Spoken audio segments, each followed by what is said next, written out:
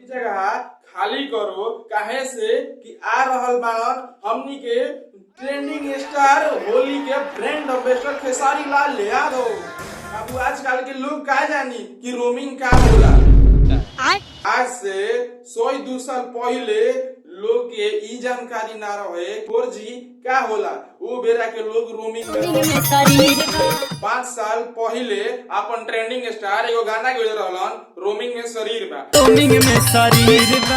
आज तो ये पूरा भोजपुरी इंडस्ट्री में पूरा बवाल मचा कर रख देलक। गाना एंगल म्यूजिक से ओ बेरा आई रहे जौना की अभी तक के प्रेजेंट व्यूज 7.4 मिलियन व्यूज बा भाई। 7.4 मिलियन में अपन के ट्रेंडिंग स्टार लेके आ गइल बने रोमिंग में।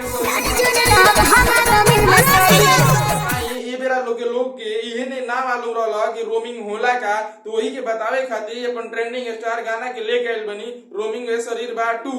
ई बतावे खातिर कि भाई रोमिंगो आज से 5-7 साल पहले वेस्ट भोजपुरी से जौना के अभी प्रेजेंट व्यू बाटे 3.1 मिलियन। बात पता बा ये नौका गाना के राइटर बाणे कृष्णा बेदर्दी भैया। अच्छा लागल हो तो वीडियो के एगो लाइक कर दे और चैनल के सब्सक्राइब कर दे। तो तक मिलत है एगो नया वीडियो में, तब तक के लिए जय श्री राम।